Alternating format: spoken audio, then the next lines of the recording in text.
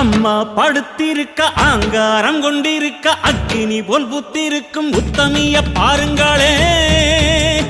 நீட்டி படுத்திருக்க நீதி சொல்ல காத்திருக்க ஈசான பொட்டலிலே மாசாணி பாருங்களே. அம்மா படுத்திருக்க ஆங்காரம் கொண்டிருக்க அக்கினி போல் புத்திருக்கும் உத்தமிய பாருங்களே. நீட்டி படுத்திருக்க நீதி சொல்ல காத்திருக்க ஈசான பொட்டலிலே மாசாணி பாருங்களே. வம்பு வழக்கெல்லாம் துன்பம் கொடுக்கையில் மிளகா சாந்தரச்சி கேட்டாளே. நாம கலங்காம மாசாணி காத்தாளே.